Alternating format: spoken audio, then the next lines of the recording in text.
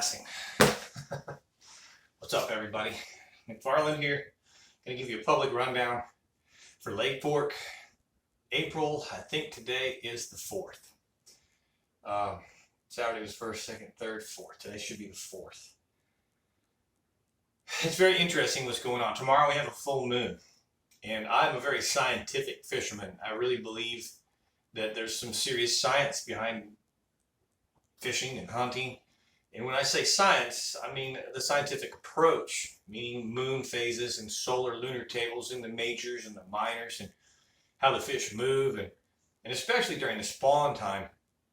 And generally a lot of fish will, if everything's right and warm trends happen in place, and the fish make moves in and migrate into the shallow waters during moon phases. And so real quick, everything that I've been talking about, tomorrow's the full moon.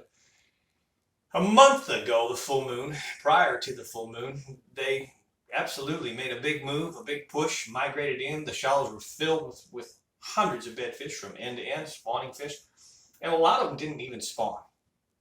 There were some fish that dumped some eggs, but there was a majority that got kicked out and pulled back out. And so there's hundreds and hundreds and hundreds of empty nests throughout the whole lake. And those fish should have come back. They should have come back up with this moon.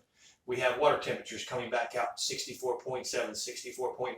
Clarity's good. The lake is back on the rise, 401.54, 401.60. Last week, Thursday when we talked, we were actually 60 degrees here, and we were 401.36, I think, 401.40. So we've actually come back an inch or two. Rising water rises fish. Temperatures are starting to warm trend. There's nothing wrong with that south winds. But I'm even hearing from the crappie fishermen that the fish haven't made a move back into the shallows to spawn. It's weird. It's strange. Mother Nature is very unique.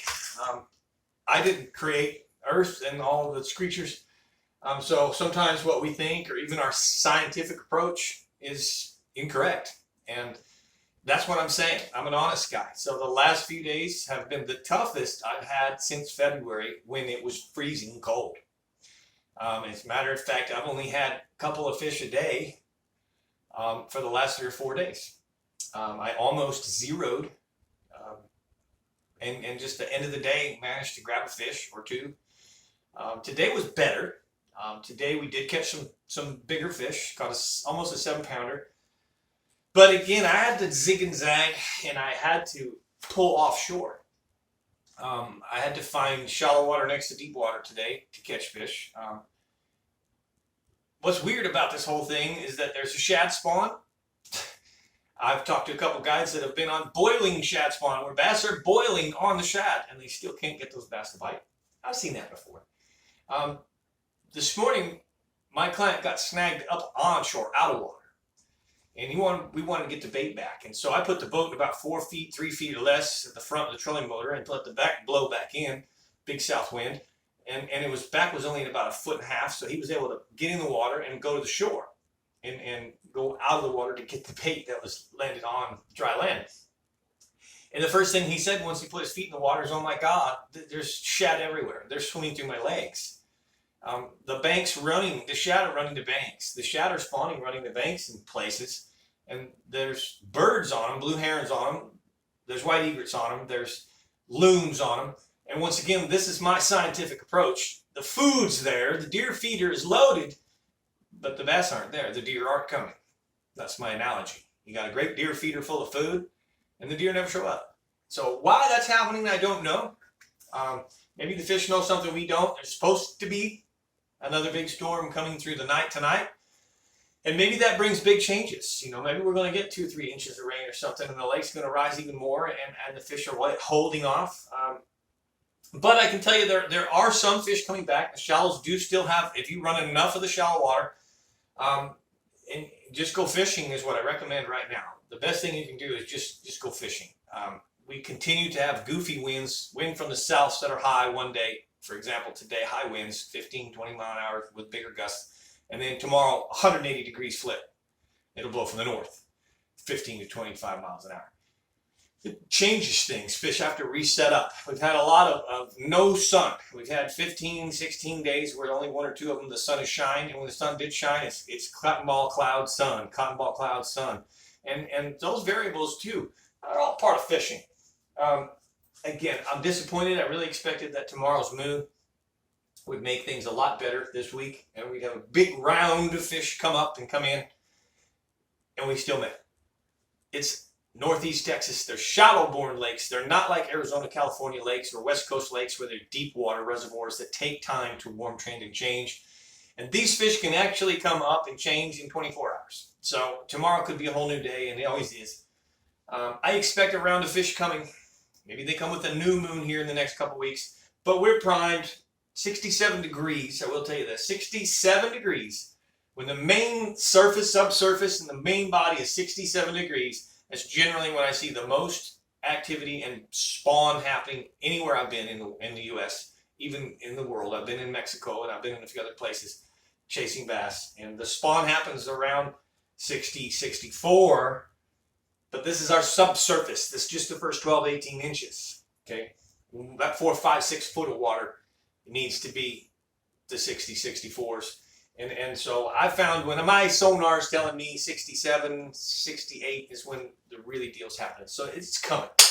Lake Fork's got a lot of fish. It's going to fish well.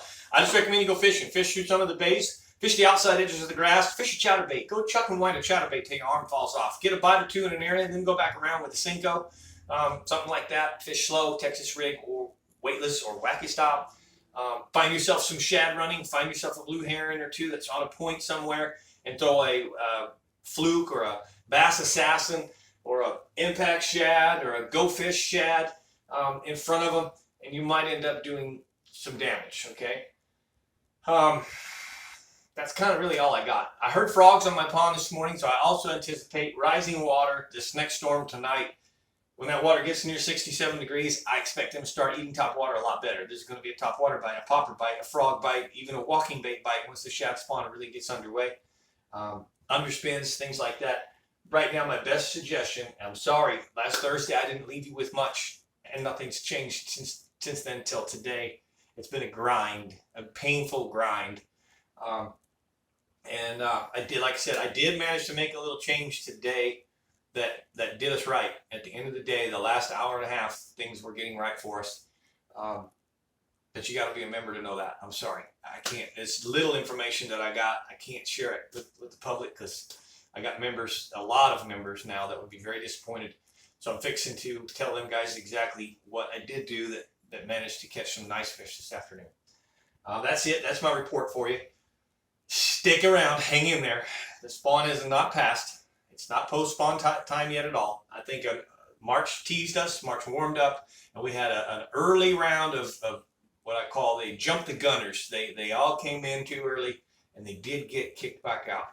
They will be back. So, couple quick things, reminders. If you purchase any baits from Lake Fork Trophy Lures, the big factory in town in Mary, use the first 3 letters of my name, MCF10. Get yourself a discount. Tell them I sent you.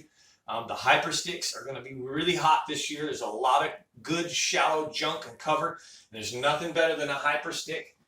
A Lake Fork hyper stick in green pumpkin, watermelon red, and of course chartreuse pepper. This hyper stick is a deadly, deadly bait. And then the new color that we have out, which is called Bourbon Street. That Bourbon Street is one of the hottest colors in Northeast Texas last year. And it's our version of one of the hottest colors. It's called Bourbon Street. Catches a lot of fish. So the hyper stick is really what I recommend you get ready to start using. Get your hands on some Bourbon Street. Use the code MCF10 and get yourself a discount. Also, you can go to Go Fish Lures. Same thing. Go in there. Make sure you send McFarland sent you, and you can get a little 10% discount on any of the in-house pours only. Anything that's made right there in the stores. Pretty soon we're going to have some pretty cool offshore bites coming, and I'll be talking to you about some worms and stuff from Go Fish and a color that I specifically asked for that they made for me called Mike's Silver Apple. That'll be really crushing them here when we get post-spawn. A little early for that. But thank you for watching. If you want to be a member, look in the description below this video. In the description, you should find a join section, a link to join. If you're struggling, just private message me, 602-826-1524. Text me, and I'll send you that link. It's real simple to become a member. It's $4.99 a month, and you get a much, much, much more detailed report than I give you here publicly.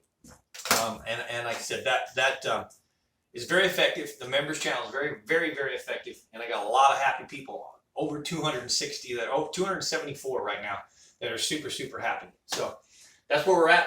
Thank you guys for watching. I'm Mike McFarland, the Lake Fork Guide.